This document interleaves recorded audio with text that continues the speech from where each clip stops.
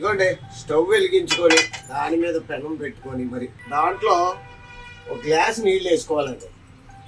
నీళ్ళు వేసుకున్నాం కదా, అందులో పచ్చిమిర్చి ఉల్లిపాయలు వేసుకోవాలండి. ఇదిగా కారం వేసుకోవాలండి. ఏమంటే చిటికెడంత పసుపు వేసుకోవాలండి.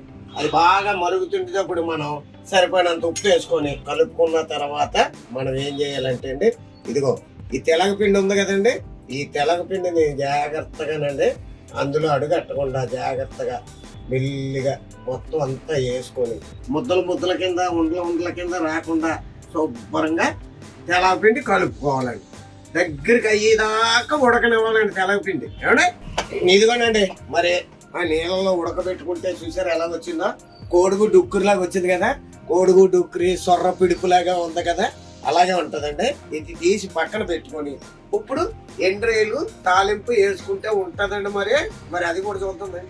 మళ్ళీ పెనం పెట్టుకోవాలండి. ఏమంటే ఇందులోకండి రుచి కోసం నువ్వుల నూనె అండి. ఏమంటే గానుగ నూనె అంటారు కదా, ఈ గానుగ నుంచి వచ్చిన పిప్పే ఈ తెలగపిండి అవుతుంది అన్నమాట అండి. గానుగ నూనె వేసుకుంటున్నాం అండి. అంటే గానుగ నూనె వేసుకొని మరి వేడెక్కిపోయిందండి, అందులో ఇదిగోండి ఎండ్రేలు జాగ్రత్త అండి, ఎండ్రేలు వేసుకోవాలండి. చూడండి ఎండ్రాయిలు జాగ్రత్తగా వేసుకొని, ఏమన్నా ఎండ్రాయిలు రంగు వచ్చేదాకానండి జాగ్రత్తగా.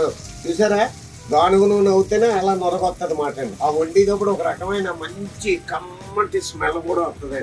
ఇందులో కొద్దిగా మనం మినప్పప్పు అండి, పోపులో తీసి పెట్టుకున్న మినప్పప్పు, అలాగే ఎల్లుల్లిపాయలు వేసుకోవాలండి. ఏమంటే వేపుకోవాలండి. మినప్పప్పు, ఎల్లుల్లిపాయలు, ఎండ్రాయిలు.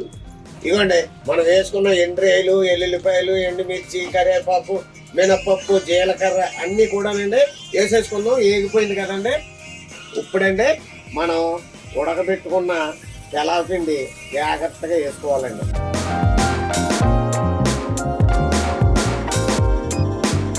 ఇదిగోండి మరి తెలగపిండి ఎండ్రాయిలు కూర మరి రెడీ అయిపోయిందంటే మరి తినేటప్పుడు రుచి ఎలాగుందో చూసి చెప్తాను. ఇదిగోండి మరి ఎండ్రాయిలు తెలగపిండి చూసారా, ఎండ్రాయిలు చాలా రోజుల తర్వాత మరి ఎండ్రాయిలు తెలగపిండి. వా భలే ఉందండి. నువ్వుల నూనె వేసేమో గానుగ నూనె, ఎండ్రాయిలు కూడా కలకాలు ఆడుతున్నాయండి.